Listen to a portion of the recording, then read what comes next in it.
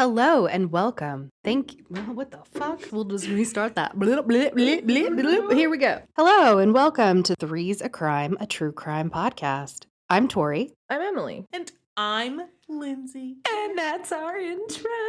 Here we are professional podcasters. We're podcasters, bitches.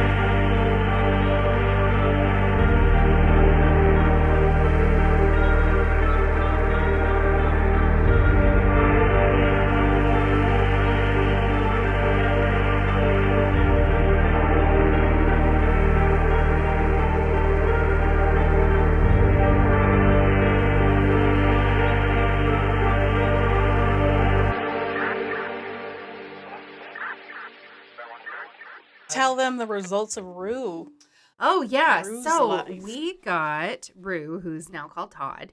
We got his DNA results back. Turns out he's 100% that bitch. 100% that bitch. He is 56% Pomeranian. The fact that he's a short-haired dog threw everybody up. Like, not one Yeah. person said to me, oh, I think he might be a Pom. 34% Chihuahua, which makes sense.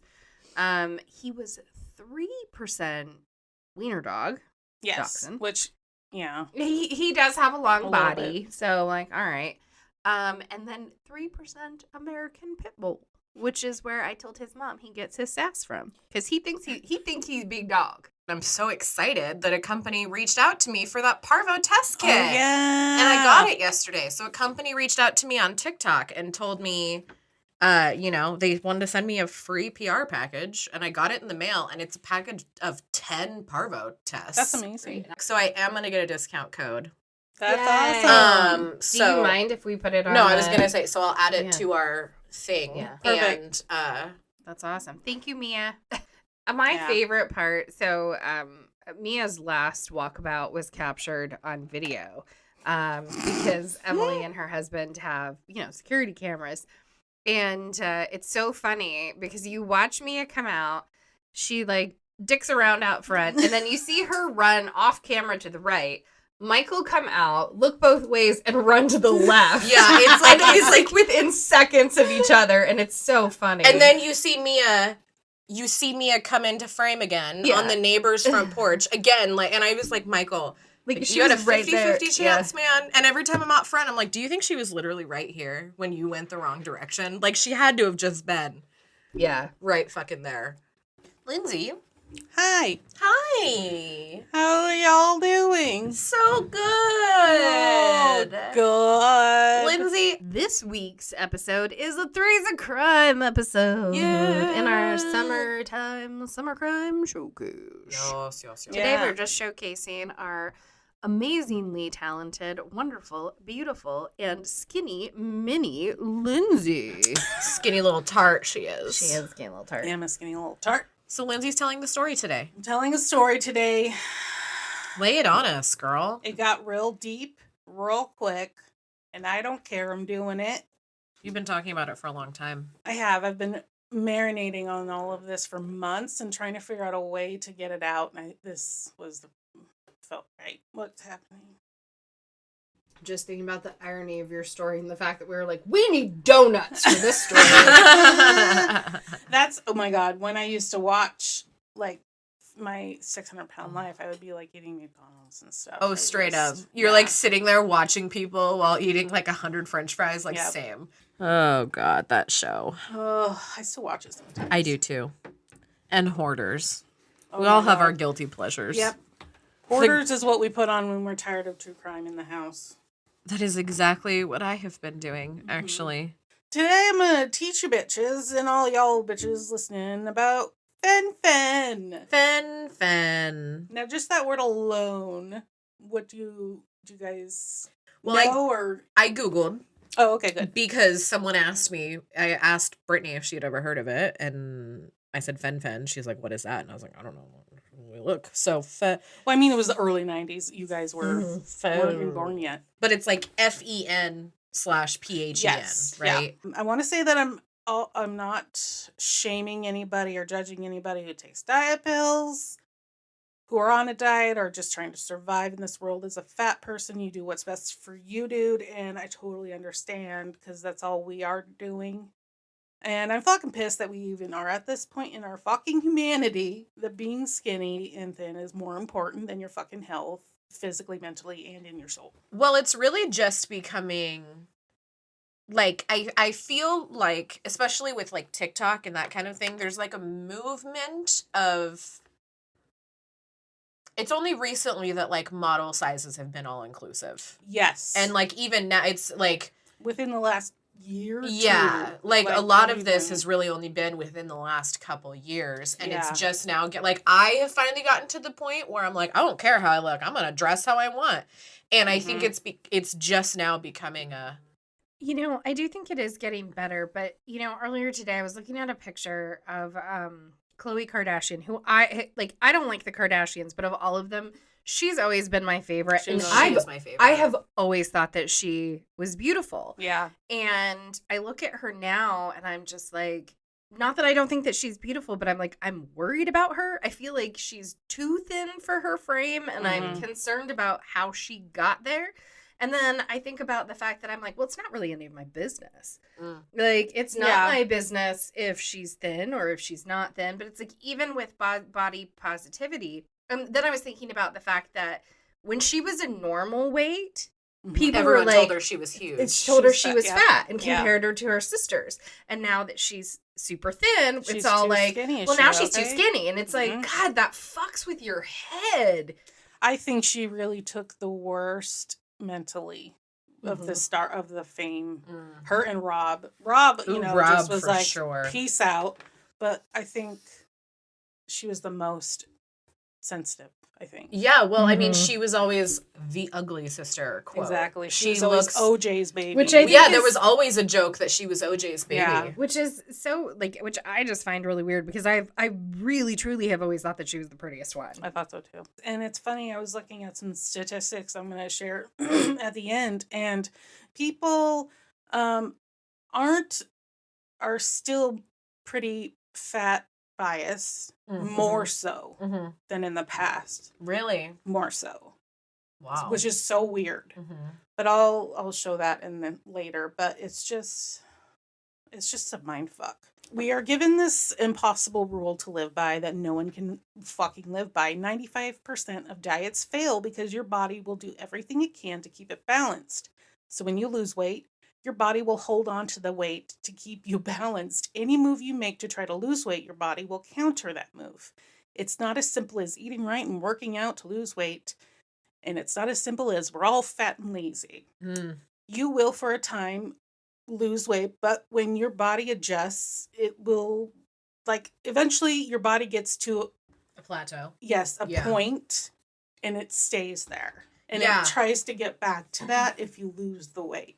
So that's typically why, right? Like when you first start going to the gym, or if you're in a certain weight, it's really easy to lose. I don't want to say easy, but easier It to comes lose off the first. quicker right at first. Right at the than- beginning. Yes. But it's like it fucks with you because you're like going, but it's really Yes. just. And then your body was like, oh God. And then it's like holding on to dear life.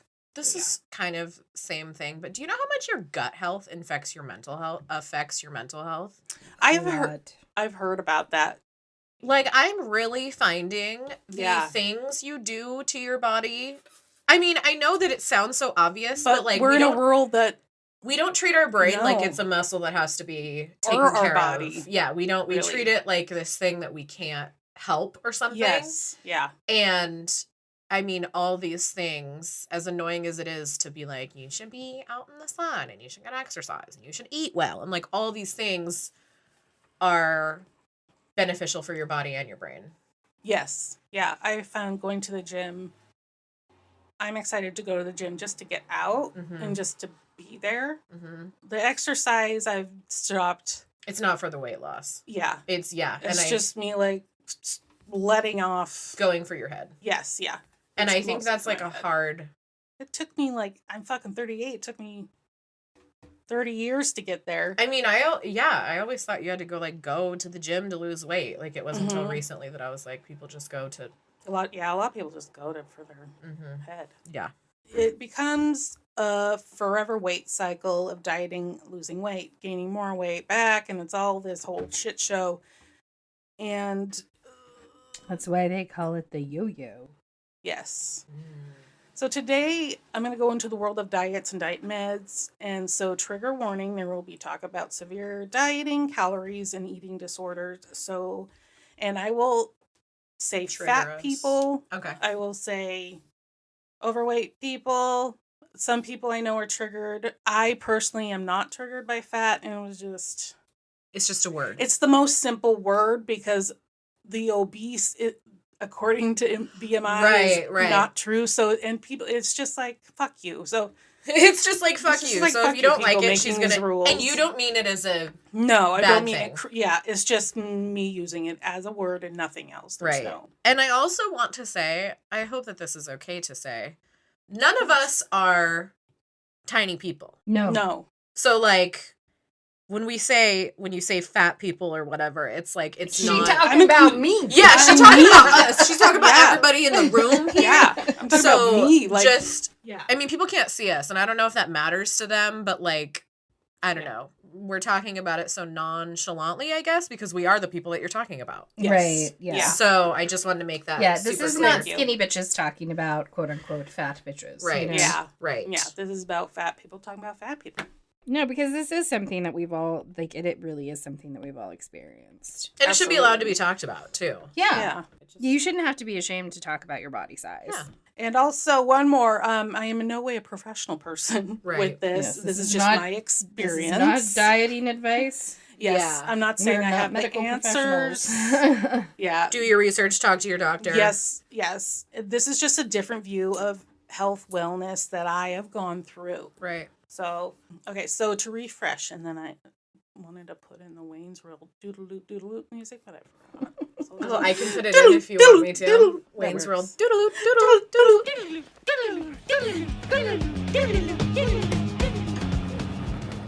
Okay, so to refresh, we're going to go back in time for a Lindsey recap for those who might not know about this whole thing. And because I don't know if I've said the entire thing in one spot about everything. And probably not since your surgery. And that's just what you had, the information you had at the time. A lot has happened since your surgery. So much has happened. Yeah. So in 2015, my L4 and L5 vertebrae collapse on top of each other. That's your lower back. It's right above your coccyx, your tailbone. Oof.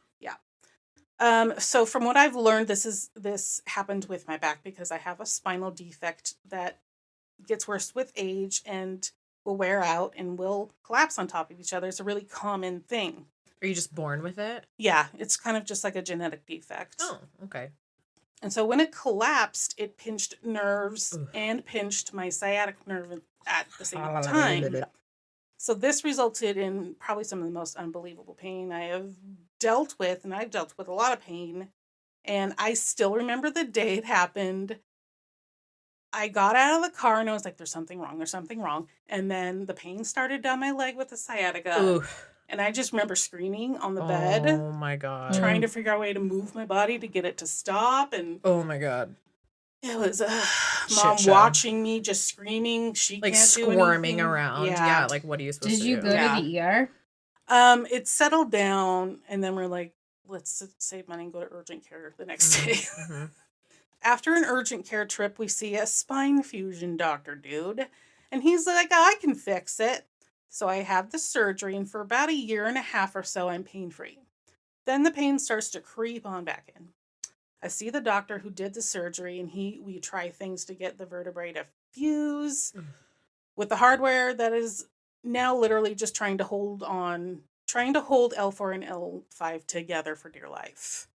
So nothing works, and he realized he couldn't fix it. He literally was like, sorry. Refused to believe that he might have fucked up, and he walked out of the appointment. It was just like, tough shit. Yeah, Have a great life. The last appointment I had with him, he kind of shrugged and left. And then, so I was like, okay, fuck you. So I went to a different dude, and he's like, I don't know why you even got the surgery in the first place. You shouldn't have been, given my weight, because I was too overweight for it, and my BMI was too high to operate safely, which I get. That's super valid. I was surprised as well. I mean, if BMI was valid, it would make more sense. But yes. If BMI made sense, it would make more sense. Yes. So, like, the hardware alone is failing. The screws are falling apart, and it looks like they're, like, holding on to each other, trying not to part. He was also really nice and amazed at how fucked up my back was and how I'm still upright. And so to fix it, they have to put those two vertebrae, like, in a cage. But to do that, they have to go through the front of my stomach. And with my weight, that wasn't possible at the time because I carry the majority of my weight in my stomach. Fupa! In my stomach fupa area. Yeah, girl. Girl, fupa. I have made Michael now, just to help my own self-confidence, because he loves to say hello to my boobs. I now say, this is Jen, this is Brunhilde, and this is Fupa, and you need to also say hello to her. And tell her that you love her, because I'm learning to love her. I think that's brilliant. I know, right? That's actually a really good idea. I know, because then he's like, I love your Fupa. I'm like, yeah, you do. That's right. I'm going to let her hang out. I'm making that sticker that you fucking told me about. That Please was so do. brilliant.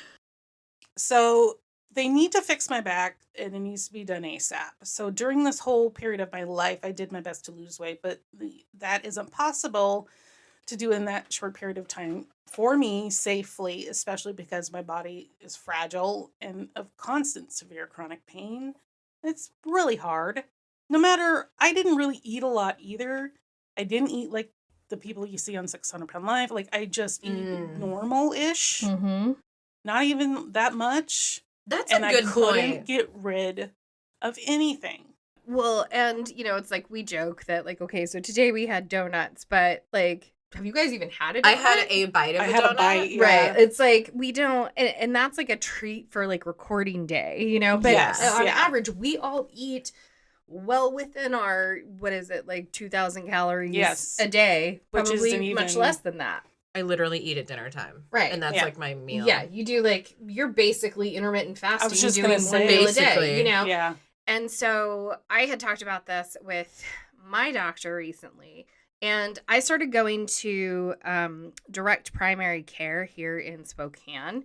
And basically, they are a doctor's office that cuts out the middleman. So you pay a monthly subscription. So I pay, I think, $79 a month. And I can go to the doctor as much as I need to. They try to get you in same day. You can contact them after hours. Like, it's just been awesome. But I had this talk with him about it. And he was just like, the first thing he said to me was, this is about your genetics. And I almost cried because no doctor has ever said that before. And I was just like, oh my God, like, thank you. And you could say, oh, well, he's just, he is just telling you that. But like, no, if you look at my blood test, like, I just had all of my blood tests and everything done. Everything is perfect. My cholesterol is perfect. My blood pressure, I have my blood pressure is perfect. Like, my sugars are perfect. Well, like, everything was exactly where it's supposed to be. Who I'll mention, but she is skinny as hell. She's just built like that. And I saw her go through phases of eating like literally fast food every day. And it all went to her boobs. And then she had a little tiny pooch that was there when she like showed it. And I'm like, dude, if I ate like you, I truly, I mean, it's not like a blanket statement, of course, but like, it depends on the person. It really does. It just depends on the person. There's no one size fits all. No. It depends on a lot of things. And it's really funny. Like, in my family, on both sides, everybody's either overweight or like stick thin. And And it's just, I don't know. I find that kind of humorous. But like my mom had an eating disorder. My It's just family the is things not, that we put ourselves through. my family is not big people. My family is all average. If anything, they were like tall, and I didn't get that gene. So my mom is 5'9", and my uncle is like 6'3" or something. But like, we all have bellies. We definitely all have narrow hips, wide shoulders, and a fupa. Like, that's just how it is. But as far as like an overall weight, I feel like I'm the biggest one of the family. And I think it's weird how it's just all... It just all depends. So I didn't need to derail you. No, you're fine, but that comes up. Okay, so then I went through 2 years of trying to get my insurance to cover bariatric surgery to get the weight off quick. And also, when I saw the nutritionist, the bariatric nutritionist, I told her what I ate in a day. I did the whole fucking diary. And she was like... then why aren't you losing weight? And I said, right? You're like, that's what I'm asking you, man. I don't fucking know. That's the point. Well, and it's funny because several years ago, before I talked to this doctor, I had mentioned it to the PA that I had at that time, that I was concerned. And I'm like, I am eating right. I am doing everything I'm supposed to be doing. And I have horrible gut problems. And he was just like... you're just gonna have to go to the bariatric center at your age. That's your only option at this point, is what he told me. Yep. And then, might I add, I was there for my physical, my yearly physical. Are we supposed to do that? Yes, you're supposed to do that once a year. I totally do that. So I'm there for my yearly physical. And I asked him about that, thinking this is all part. So I get a bill and a phone call in the mail a few weeks later telling me that I owe a second copay because I talked about my weight during that appointment. Yes. That was not covered under the copay of my annual physical. Doctors can do that. That's their way of punishing you. Because you're fat. That is crazy. I have to say that on top of doctors being complete and fucking utter assholes to children. Like, I have so many traumatic stories when I was little about my weight. And it's just, every fat person has... hates going to the doctor. I have to say, I love my doctor. She is the sweetest in the whole world. And when I first got my IUD put in and I was having cramps, I didn't realize this at the time, but now thinking back, I went back in. She's like, okay, let's check. She's like, so it's where it's supposed to be.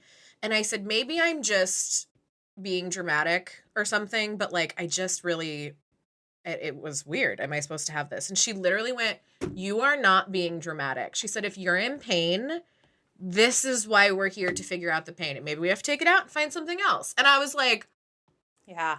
And I've never, she has never mentioned my weight with any of my appointments. I don't think that, at least I haven't brought up to her, but it's never like, well, the reason that you're having so many problems is because you're fat. Yeah. Like, it's never even been a conversation. And sometimes I'm surprised because I'm like, I feel like maybe you should be like, girl, you've been gaining weight. But like, maybe she just doesn't want to tell me that. But I don't know. She's great. Dr. Westermeyer on 29th.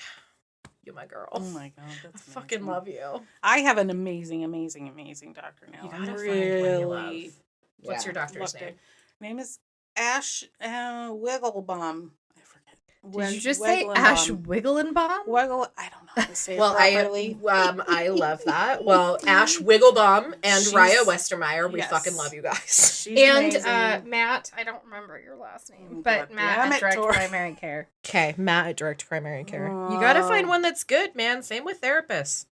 Oh yeah, man. Having a bad therapist, like... It's just as bad. I shouldn't say even a bad therapist, just one that you don't mesh with. That you don't vibe with. Yeah. Oh, yeah, that's not a good As an thing. adult, you really when I first learned that I had to like take care, like I just went to my mom's therapist. Yeah. You know what I mean? And I also just went to my mom's doctor. Yeah. And my mom calls her Dr. Man Hands, which I think is so funny because she literally has like man hands and really long fingers. So like the pap smear is always like, so my mom always calls her Dr. Man Hands. And I'm like, I don't know. I just don't really love Dr. Man Hands. And so I found my own. and you just, you You gotta gotta venture out you and gotta find find what somebody, works. yes. It's like the ninja, the lady that I went to see, the doctor that I went to see that's an OB one time. Obi-Wan And Kenobi. Obi-Wan time. She does that. she stuck her finger up my butt. Oh, And that's yeah. right. And I was like, never again. Yeah. Never again. No, thank you. Okay, so I went through 2 years of trying to get my insurance to cover bariatric, and after it being canceled last minute and then being denied an appeal, I said, fuck it. Let's just figure out a way to get money so I can just fucking pay for the surgery. I want to just interject here because I was on that part of the journey. So yes, she was. It's not just that Lindsay's surgery got canceled last minute. It was so fucked up. Like everything, like she had been through, jumped through 8,000 fucking hoops. Yep. And then it finally got approved. Like everything was ready. We were within 2 weeks of your surgery date. Yeah. And like, so preparations were being made for like, who's going to watch the dogs? Well, or like whatever. Yeah. And then all of a sudden the place calls and they're like, hey, so your insurance is denying this. So then not only did she have to appeal, but it was almost, the appeal process took almost a year. Yeah.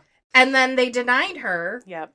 I wrote this amazing letter. Oh, it was, oh my God. And you pay into insurance. Like you have to pay into your insurance every month for them to turn around and be like, not to mention how many doctors, from a weight loss doctor to a surgeon for your back, are saying, I included so many letters from all of them. She needs to have this surgery, and they still said no. Yeah. What the fuck? Mm-hmm. Yeah. Sorry, I just needed to make sure that was like that. super clear because it was one of the most fucked up things that I've witnessed. It's very upsetting. But the thing is, because it happens to so many people for so many different things that they need, that the insurance companies just have. My friend far Mel too much fucking was power. denied 7 times. Well, I'm also learning, thanks to Grey's Anatomy, that, so I don't know how accurate it is, but it sounds pretty right, that all of the medical information we have, BMI, blah, blah, blah, blah, blah, all is catered to an average, and the average is a white person. White men. And again, this is, I'm sorry if I'm stepping on your story, but it's also created by the insurance companies to help them calculate out your quote-unquote I'm going to go into the BMI and how it came to be. Yeah. One other thing that I'm going to mention that I think is funny, and this was told to me by my new doctor, is that, and one of the reasons why they started the practice that they do in cutting out the insurance companies is because he said, like, everything was shifting from patient care, which is why you become a doctor or why you become a physician's assistant, to just money. And he was saying that, like, he's like, I don't understand how this is legal, but just like your procedure was denied, other procedures are being pushed on patients because doctors will get a kickback from the insurance company if they get their patients to have these procedures, even if that is not the most conservative approach. Yep. Which is just like, my therapist won't even work with insurance anymore. But she's like, I couldn't even imagine how to deal with that. I can't take care. Yeah, she's like, I have to diagnose people and basically say on a scale of 1 to 10 how damaged they are. Right. And that will merit like how much of it insurance will pay for. And she's like, I just can't do that. And she held on for as long as she could. But she's like, the fact that I have to diagnose people and say like how bad they need therapy is ridiculous. Mm-hmm. Sorry. Okay. Okay, so I was like, I'm going to figure out a way to get money to pay for it. So I found an amazing private hospital place in Vegas where I got it done, and they were a dream, and that was like an amazing experience. So I am now 7 months since the surgery. So as you would expect, this process is a complete life change. It feels like you've been turned completely inside out and exposing everything you've numbed and buried within.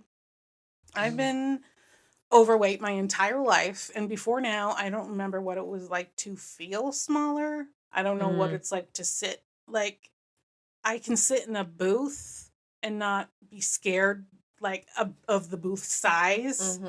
like have that anxiety, like, oh God, am I gonna fit? Mhm. And I don't remember having that till now. So, and I have also used food to soothe myself and my whole life and to build a protective wall against others and their shit because I mean, since I was a wee baby, I've been super sensitive and I'm empathic and intuitive. And I know the word empath is used willy-nilly now and has Mhm. lost its realness. But let me tell you, if you do have this gift, if you are truly empathic, you don't use it as a fun party story No. because it can be fucking rough. Mm. Very rough. And you will find, I mean, all you really have to do is look around the spiritual community and you will find that most people who are true empaths are overweight because the weight, one thing is yes, you're using food to soothe yourself, but it actually creates a physical buffer to the bombardment of energy you are constantly taking in. Yes, exactly. So you just have to be really aware, and that is exhausting. Mm-hmm. So as part of the process to get surgery, I needed to be put on a liver shrinking diet, so it's easier for the surgeon to see the stomach when they cut it off. There is a TikTok channel that shows bodies that have like been donated to science. I should have sent this to you because they literally showed me how they do a bariatric surgery, and they were like, you lift up the liver and here is this thing, and it's like it sounds crazy. weird, but like a person with no skin, right? And they're like Yes. showing all the things, and I was like, oh my God, this is why she needed liver shrinking surgery, because it's literally like they picked it up and there's like all this shit behind it. And I was like, oh, that's what Lindsay's insides look like. It's true. It's so weird. I love that. Your insides look I like know, too. it just has, I love that channel. It's fascinating. You'll have to send me. that to I me. will. You don't need to send it to me. I won't. Don't worry. You can barely tell it's a person. It looks almost fake because it's been like bleached and it just looks like weird. I went and saw Dead Bodies when I was in duh. Eastern. I would have or WSU. Love to do that. Oh God, it was like my favorite day. It was so fascinating. Like I would love to sit, if I know anyone who goes to like, who owns like a funeral home or like an embalming place or like anything sciencey and weird like that. Can I just job shadow you for a day? Thank you. That'd be amazing. Wouldn't it?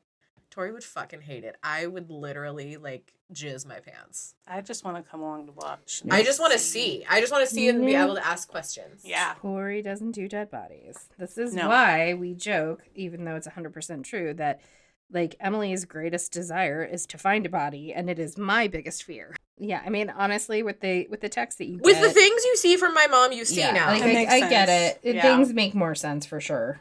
Yes.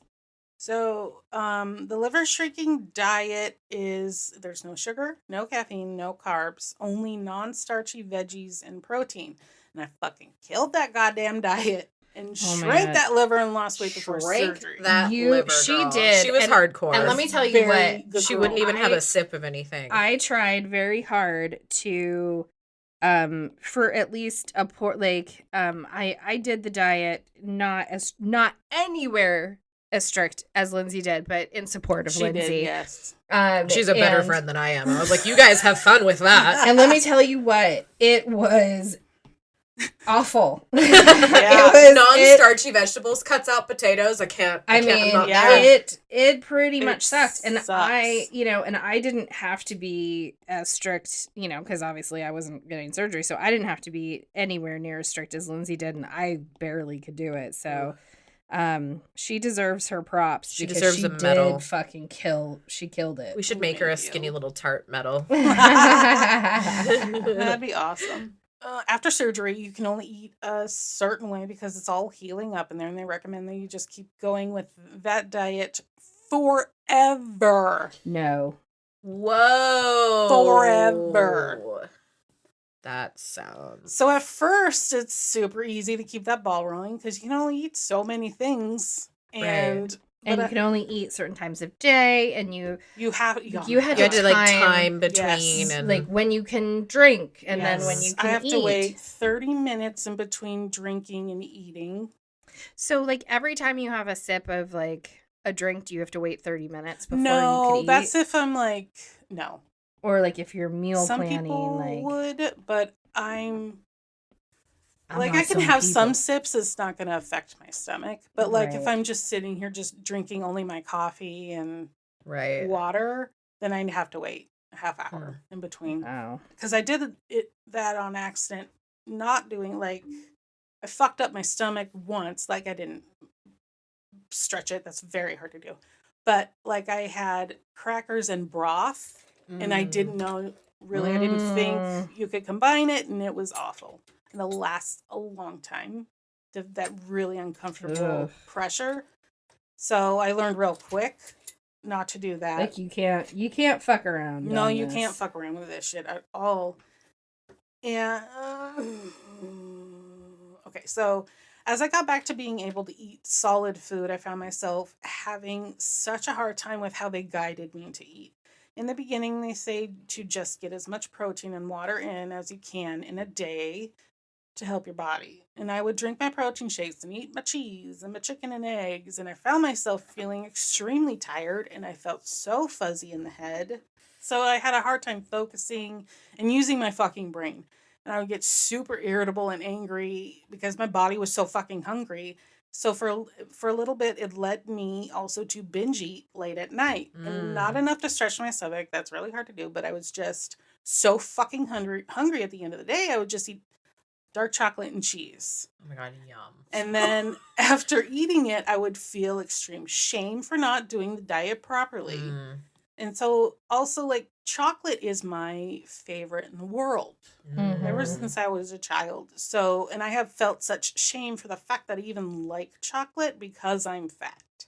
My whole life I've been trained to think that my eating chocolate is why I am fat and ruining myself. A legit thought that we Which all is have. so crazy hearing it out loud, because I'm But we all do chocolate. You're right, but yeah, it's like logic you eat a leaves your burger. brain. Oh, this is why I'm fucking fat and a failure and lazy. Yeah, For real. it's really, really, really ingrained. I'm afraid to eat bad food in front of people. Like, I'm afraid that if I'm not ordering a salad and someone sees me order a burger, that they're gonna think like, oh my God, she's literally disgusting. Like, that's why. I still think, oh God, I'm buying all of this. What are they gonna think? But then I'm like, I don't care. But then I'm like, such a bummer. Oh man, dude. So, I went to Weight Watchers for the first time. For the first time? For the first time. I went to Weight Watchers when I was 11. Wow. Yeah, I think that's about probably. Some younger. I remember some people I know younger, but before I moved to Spokane, and I was probably 10 or 11, and I started eating tuna out of a can with no mayonnaise or anything, and that was just what I would eat because I thought that's how you diet. And I was like an 11-year-old skinny kid. Yeah. Like, what the fuck? Yeah, I was God, barely that's wild. Like, looking at pictures, I felt like I was so huge, but I was just a normal. Do dudes kid. have this? That's no. So fat men are just like, oh, they're fine. You know, you got a belly, whatever, you're fat.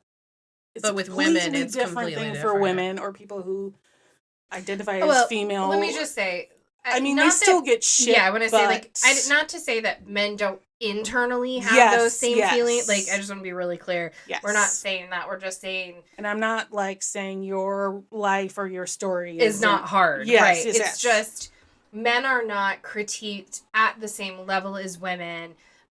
They had big and tall stores long before we had sizing. Yeah, you know, that's a good point that I didn't even think of. Yeah, I mean, because we're run by the patriarchy.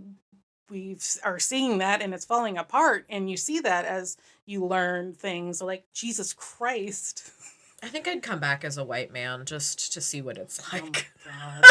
Like, just spend a couple months as a white dude, just see what life is like. Yeah, a rich white fucker. Yeah. Oh my God. So I went to Weight Watchers when I was 11, and I remember having to sit in the meetings. It was just me and then a bunch of women in their 30s. That also wasn't a good time for 11-year-olds. And the fact that, like, when you think about when you're 11, how much your body is still developing and putting, you know, I mean, and this is no criticism of mom. No, you know, but I mean, it's just we like were all doing the best that we could at the time. And, you know, knew. And Weight Watchers, too, was being definitely touted by doctors as well.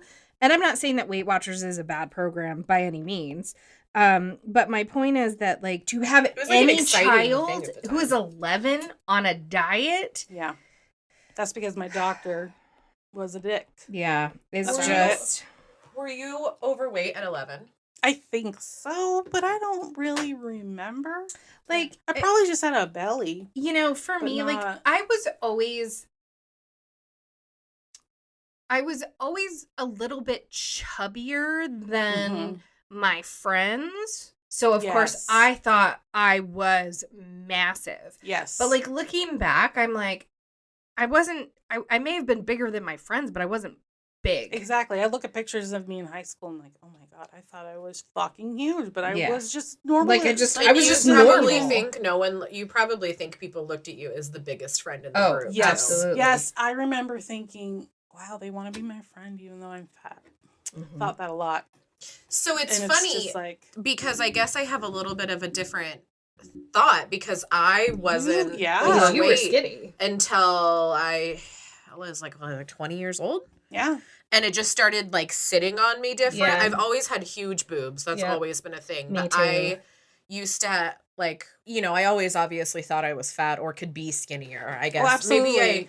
Maybe I didn't see myself as fat, but I definitely Brendan. always thought I could be Well, smaller. yeah, and that's Yeah. the thing. Yeah, no matter if you are Yeah. super tiny, you are like, oh god, if Always thinking that you could be thinner. yeah, Yeah. always, Or better. Or whatever. So it's like really just now become a thing where like my high school reunion came and I was like, my first thought was like, I don't want people to see how different I look, so I don't want to go. Mm-hmm. I mean, I'm still Yeah. glad I didn't go because I don't know any of those people. But that was my first thought was like, Absolutely.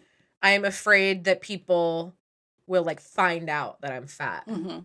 Well, and that's how I felt like when I moved home, when I moved back to Pennsylvania for that year, and I was like, I Mhm. don't want to see anybody. Yeah, Yeah. and that's why I've become like I'm fine with the size I am because I cook really good food. And like I'm okay with that. Like I would rather I'm sure you're healthy. I want to Aside eat from a couple things you need to go to the doctor. I mean, probably, yeah. But, like, I want to eat butter and pasta. And, Yeah, like, I why- want to fucking do that. And I don't really give a fuck anymore about losing weight. I'm Well, and I think that's where I got to as well. Like when all of my blood tests came back and it was like, You're fine. You're healthy. You're healthy. Yeah. Like, and that was the thing too, because I was talking to him about because there's a new med that's on the market Yep. for people. And, I was talking with him about that. And he was like, well, there are some other things that we could try as well, like stimulants. And he was like, we can do that because you are so healthy. If your blood pressure was high, we wouldn't be able to do that. Mm-hmm. And that's why he said, this is how I know it's based on your genetics, because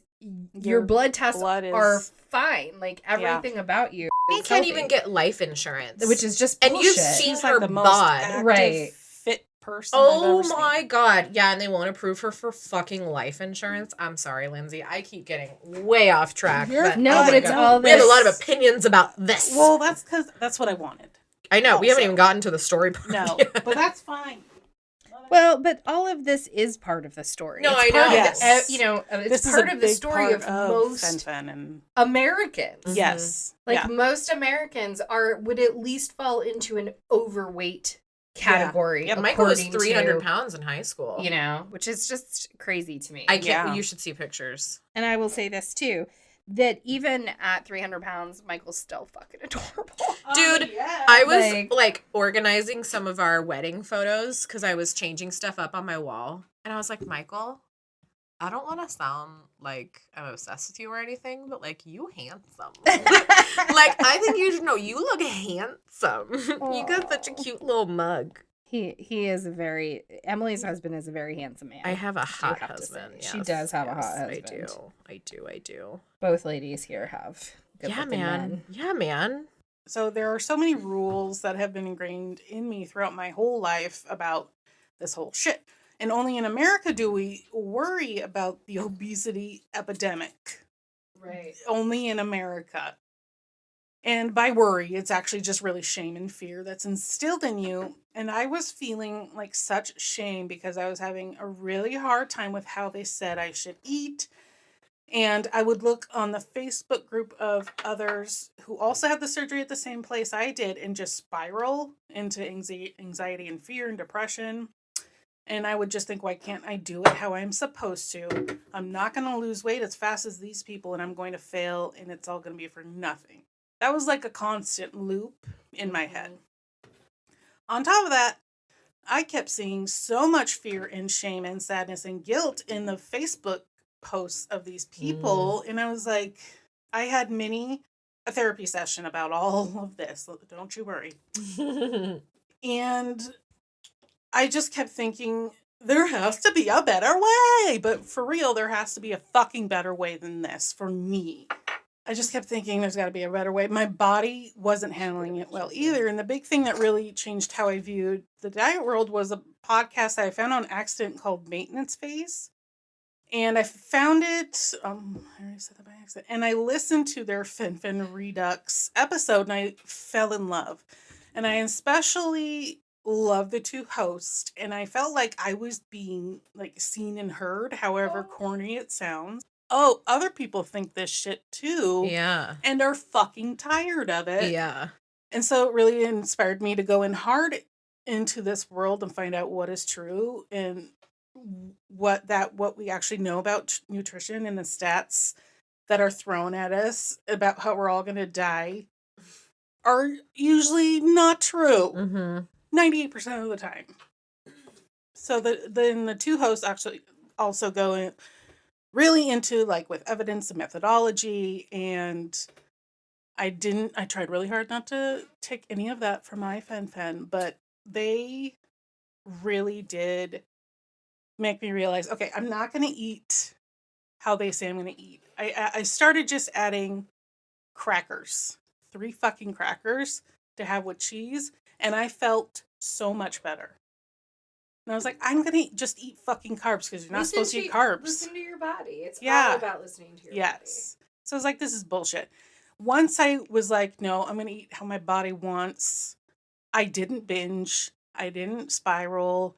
I ate some chocolate and it was fine, but I didn't eat a whole good thing of it. It was moderation and realizing just because they're a doctor, we put doctors on this fucking pedestal, which, yes, for some things, but not nutritionists. They're not nutritionists, and nutrition is actually still really new.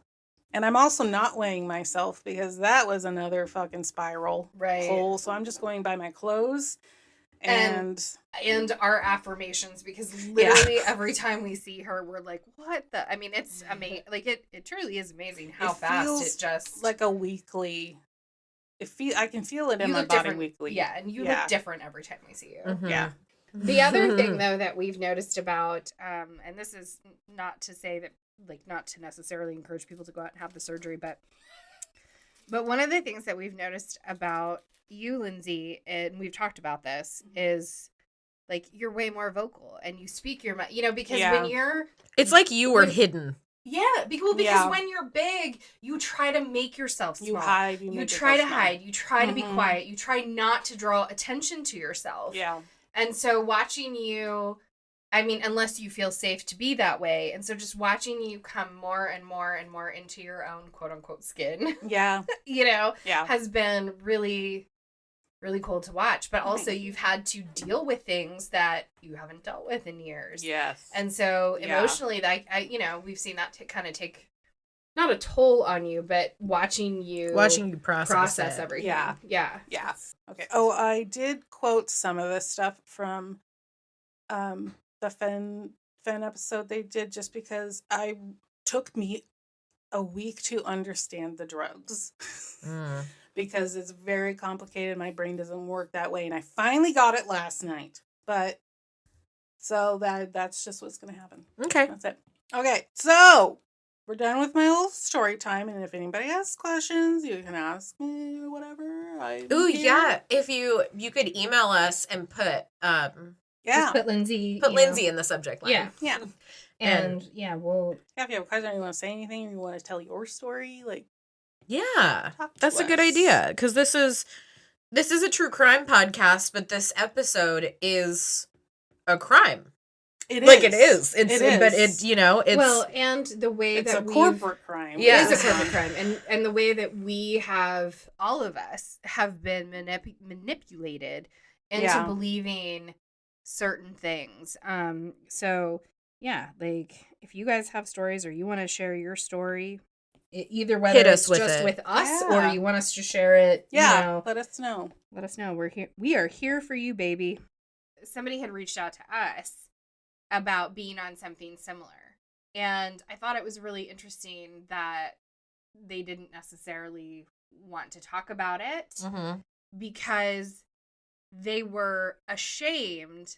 They don't want people to know that they took something like that. So they weren't sure if they were like willing to talk about it. Right. And so, but even just the shame of like, well, I don't want people to think about me. Like, because I took this, like. People think they're lazy by taking a med. Right. You know, I haven't thought about it. This is exactly what we're talking about. But yeah, that's what I'm saying. Like, that's the shame. Like, there's so much shame around even trying to get yourself better. And there are people that have very strong feelings about, like, bariatric surgery. And well, that's you just cheating. Exactly. Or whatever. And it's like, no, this is a decision that I'm making with my doctors about my health.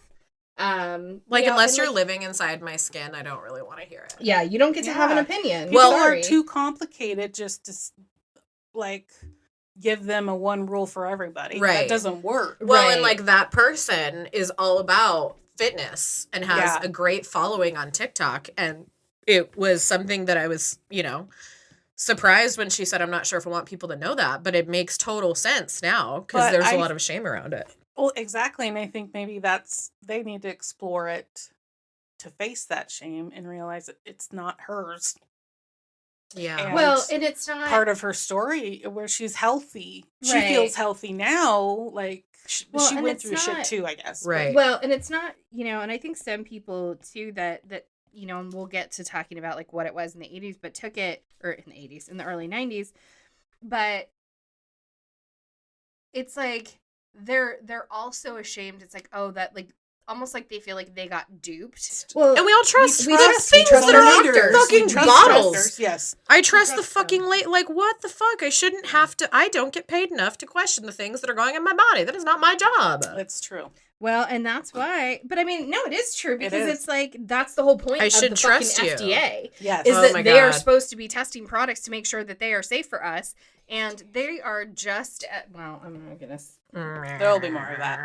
This is where we're going to go ahead and end part 1. In part 2, we're going to go over the specific diet pill Fen-Phen. Patreons will have the second part available by the end of this week, while it will be available for everybody else next week. Find the Patreon link in our show notes for access to part 2 right now. Thank you for listening to this episode. Visit our link tree in our show notes for quick links to our socials, email, merch, and to stay up to date with all the things of threesacrime. And don't forget to visit Apple Podcasts and leave us a 5-star review because we deserve it. And we love you. Have a good day. Love you. Bye. Night night.